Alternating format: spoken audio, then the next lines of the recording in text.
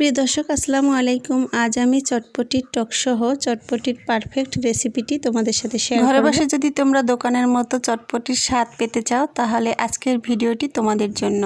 তো চটপটির জন্য প্রথমে আমি টক তৈরি করে নিব। এর জন্য এখানে আমি কিছু তেঁতুল ভিজিয়ে রেখেছি 5 মিনিটের মতো। আমি এখানে ঠান্ডা পানি দিয়ে ভিজিয়ে রেখেছি, তোমরা চাইলে কিন্তু গরম পানি দিয়েও তেঁতুলটাকে ভিজিয়ে নিতে পারো। এরপর আমি তেঁতুলগুলোকে খুব ভালোভাবে চটকিয়ে তেঁতুলের ভিতরের বিচিগুলোকে আর আঁশগুলোকে আমি উঠিয়ে নিলাম।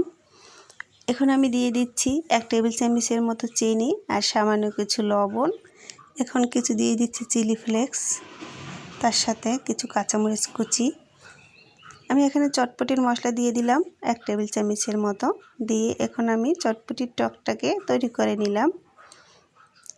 আমি এখানে একটু ঘন করে চটপটির টকটাকে তৈরি করে নিলাম। তোমরা চাইলে পাতলা অথবা ঘন করে তৈরি করে নিতে পারো। এখন আমি এখানে চটপটির ডাল নিয়েছি আর ডালগুলোকে আমি সারা রাত ভিজিয়ে রেখে তারপরে চটপটি তৈরি করে নিব। চটপটির ডালগুলো একটু বেশি সময় ভিজিয়ে নিলে চটপটির ডালটা কিন্তু খুব সুন্দরভাবে সিদ্ধ হয়। আর আমি এখানে প্রেসার কুকারের ভিতরে ডালগুলো সিদ্ধ করে নিব। অল্প সময় কিন্তু সিদ্ধ হয়ে যাবে। আর আমি ডালের ভিতরে 2টো আলু সিদ্ধ করে নিব। 1 বাটি ডালের ভিতরে আমি 1.5 বাটি পরিমাণে পানি দিয়ে দিচ্ছি। আমি যে বাটি দিয়ে ডালটা নিয়েছি ওই বাটি দিয়ে পানিটা দিয়ে দিচ্ছি। এভাবে মেপে পানিটা দিলে পরবর্তীতে আর কোনো পানি লাগবে না। বন্ধুরা, যে বাটি দিয়ে তোমরা ডালটা নেবে ওই বাটি মেপে পানিটা দিয়ে দিবে, তাহলে কিন্তু আর পরবর্তীতে এক্সট্রা পানির দরকার হবে না। সামান্য কিছু হলুদের গুঁড়ো দিয়ে দিচ্ছি কালারের জন্য, আর তার সাথে আমি সামান্য কিছু লবণ দিয়ে দিলাম। এখন আমি প্রেসার কুকারের ঢাকনাটা লাগিয়ে নিব।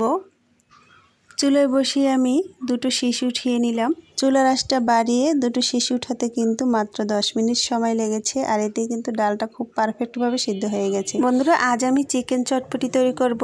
এর জন্য একটি পাত্রের ভিতরে আমি সামান্য কিছু তেল দিয়ে নিয়েছি আর আমি কিছু পেঁয়াজ বাটা দিয়ে দিলাম, সাথে আদা রসুন বাটা আর কিছু জিরা বাটা দিয়ে এখন মশলাটাকে আমি 2 থেকে 3 মিনিটের মতো ভেজে নিব।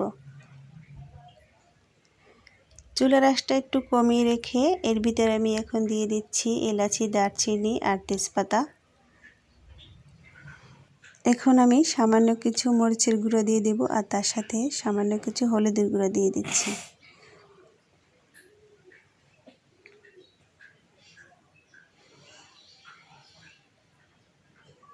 তিনশো গ্রামের মতো চিকেন নিয়েছি। চিকেনটাকে আমি ধুয়ে ভালোভাবে পরিষ্কার করে পানিটা ঝরিয়ে নিয়েছি। এখন মশলার ভিতরে আমি চিকেনটাকে খুব ভালোভাবে কষিয়ে নেব। একদমই অল্প সময়ের ভিতরে চিকেনটা রান্না হয়ে যাবে, তেমন একটা ঝামেলাই নেই।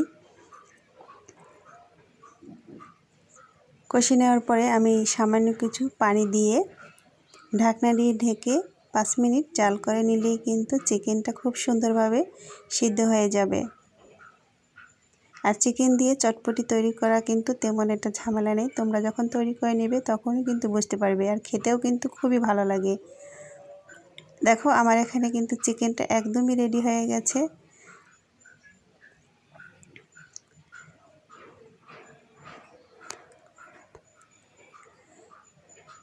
এখন আমি যে চটপটির ডালটা সিদ্ধ করে রেখেছি সেটা দিয়ে দিচ্ছি।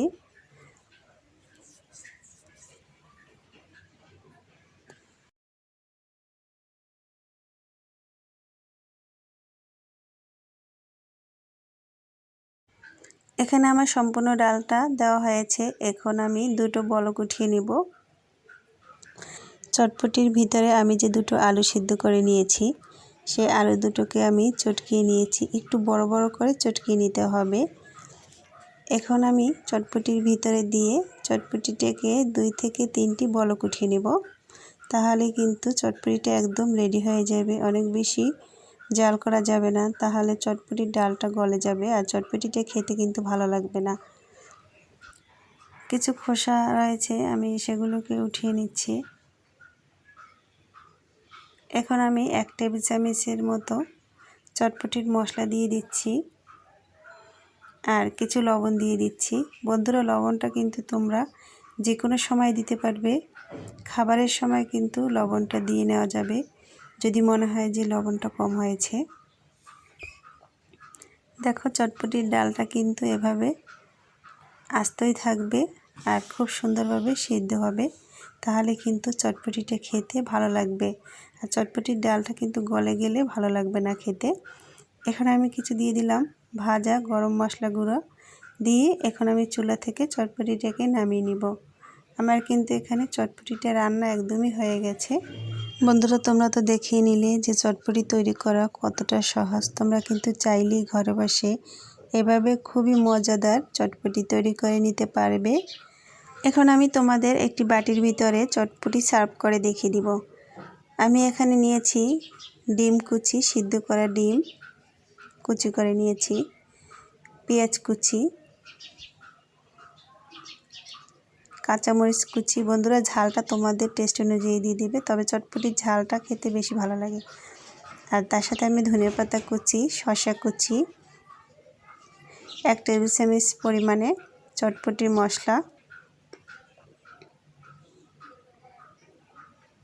আর দিয়েছি চিলি ফ্লেক্স কিছু। আর আমি যে টকটা তৈরি করে রেখেছি সেখান থেকে কিছুটা টক দিয়ে দিব। প্রথমে অনেক বেশি টক দিবে না, চটপটিটা খেয়ে দেখে তারপরেও কিন্তু টকটা নিয়ে নেওয়া যাবে।